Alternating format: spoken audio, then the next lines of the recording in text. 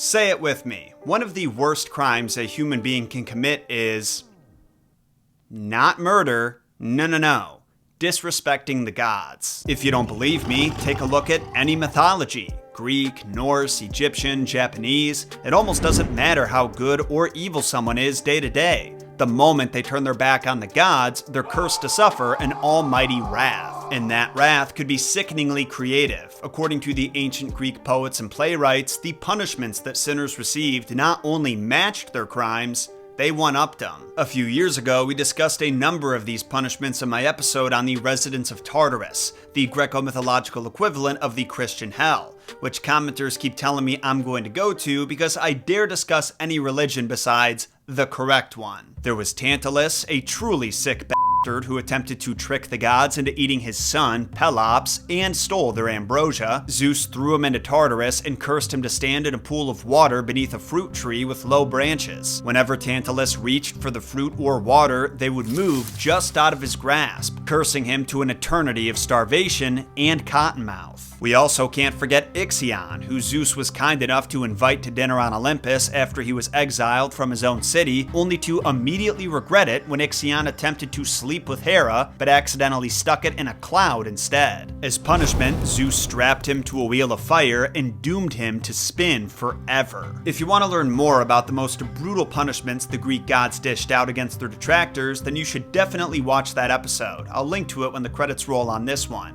But you have to keep in mind that not everyone who sinned in ancient Greece did it against the gods. Some sinned against their fellow man. I want to focus on those people, the murderers, the thieves, the adulterers, the assholes who drove their chariots on the shoulders so they could pass up traffic instead of being a respectable person and just waiting their turn like everyone else. They may not have been special enough to receive tailor-made punishments as a direct response to their sins, but they did suffer all the same. And today, I'm going to tell you how. But first, I'm going to help you alleviate your own suffering with today's sponsor, Rocket Money. There are few things more frustrating than finding out you've been getting charged for a subscription or membership that you've completely forgotten about. That heart-dropping moment when you notice the charge and the ensuing dread when you total up how much money you've been flushing down the toilet these past few months. It's happened to me more times than my ego can publicly admit, which is why I'm so grateful I found today's sponsor, Rocket Money. They're a personal finance app with the mission of helping you achieve financial freedom through canceling subscriptions, lowering bills, and just generally budgeting your money better. The way it works is they identify recurring charges and cancel unwanted subscriptions for you.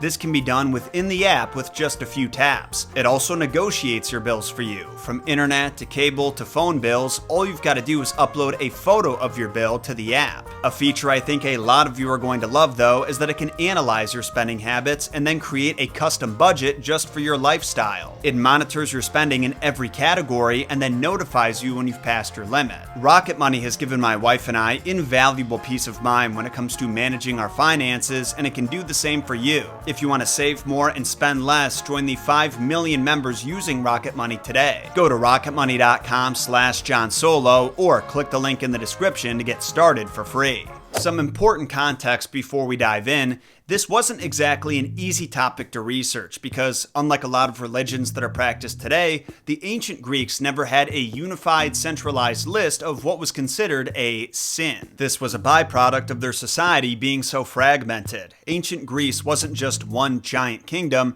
but instead was broken down into city-states like Athens, Sparta, Thebes, Corinth, and Rhodes, to name a few. Each of these cities had their own unique perspective on politics, religion, and morality, and philosophers everywhere loved debating these perspectives. But while we may not know what specific sins were committed to deserve their afterlife assignments, there is no shortage of vivid descriptions of what the ancient Greeks could expect after they died, depending on how the three judges, Rhadamanthus, Minos, and Aeacus, weighed up their atrocities. The vast majority of individuals were given what I would describe as a neutral judgment. They weren't evil by any means, but they also weren't particularly noble. They never accomplished great feats like Achilles, or to a lesser extent Achilles' friend Patroclus, and as a result, Hermes delivered their soul to Hades, where they wandered aimlessly as wisps of their former selves, and eventually escorted across the river Styx by Charon the boatman. I don't want to lump you in with my mediocre list of accomplishments, but this is probably where you and I would be sent. The souls of heroes like Achilles or highly virtuous individuals like Odysseus' wife Penelope were granted passage to a realm called Elysium. Described as a lush field with meadows and fragrant flowers, its inhabitants could partake in their favorite activities from life: horseback riding, wrestling, drinking, and dancing to Vanilla Ice.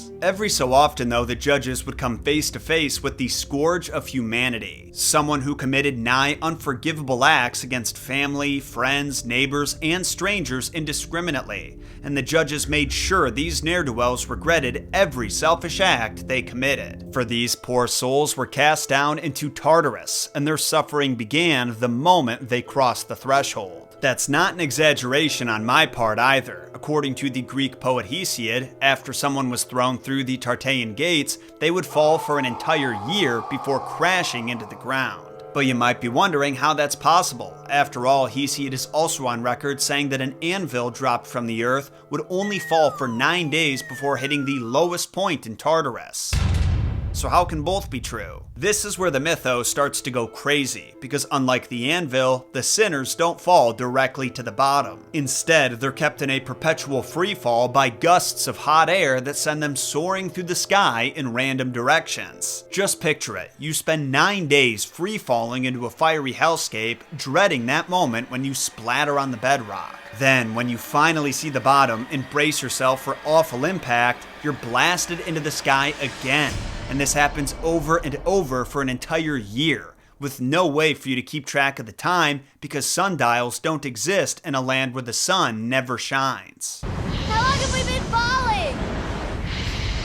I don't know, my watch doesn't tell time. As someone who gets crazy motion sick in the backseat of a car, that definitely sounds like hell to me. And evidently the Olympians felt the same way, because Hesiod also says, "This marvel is awful even to the deathless gods." So that's how your first year in Tartarus is going to go, but your punishment hasn't officially started yet.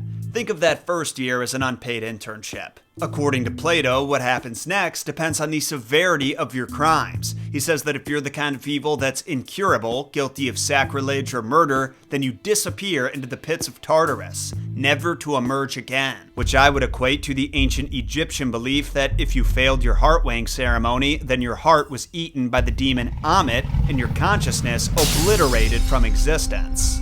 But I'll admit that almost sounds preferable compared to what the curable souls had to endure. Plato says that if you've committed massive sins, like killing your mother or father in a moment of passion, but then spent the rest of your life repenting for that sin, then you're curable, and only spend a year in Tartarus, which I guess would consist of falling the entire time. After this year, you're taken out of Tartarus by one of the Underworld rivers. If you're a murderer, then you take a ride in Cocytus, the River of Lamentation, which various poets describe as dark, sluggish, slimy ooze. But if your grievous sin is outraging your parents, you get it a little worse. You float along on Phlegethon, the River of Flames, and suffer temperatures so scalding hot they make Mount Doom feel like Miss Muffet's Tuffet by comparison. But where do these rivers take you?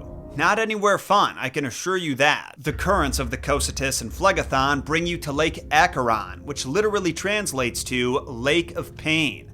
There's also a river of the same name, but we're specifically talking about the lake. The waters of Lake Acheron consist not only of the black ooze and fire of its connecting rivers, but the souls of the dead and their tears. Upon your arrival in the Lake of Pain, it'll be your responsibility to cry out for the attention of the people you sinned against and beg them to forgive you. And you better hope they do, because if not, you're thrown right back into Tartarus, where you'll presumably spend another year falling until you cannonball into the appropriate river and make the same miserable journey to Lake Acheron. Depending on how upset your victims are, you're probably going to do more than a couple of laps on this circuit.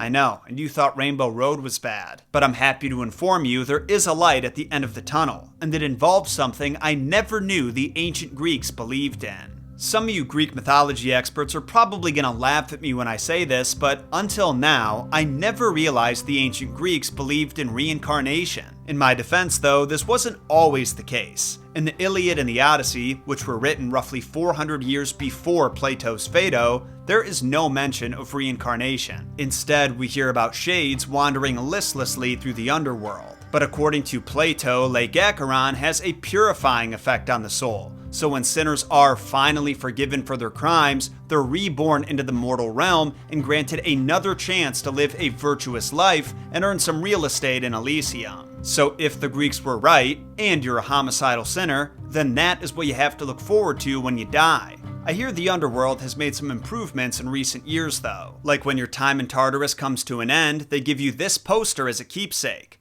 But here's a tip.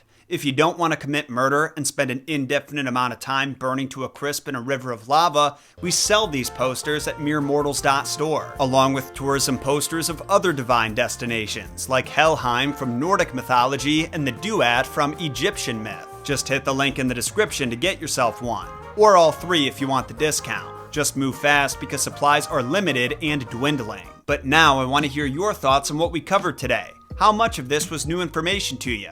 And do you have any other questions about Greek myth or any of the others that you want me to answer? If you're watching this on YouTube or Spotify, then let me know in a comment. Then remember to sacrifice those like and subscribe buttons so the algorithm gods bless you with more messed up mythological content. I'll see you again next Thursday. Until then, my name is John Solo, and remember, John shot first.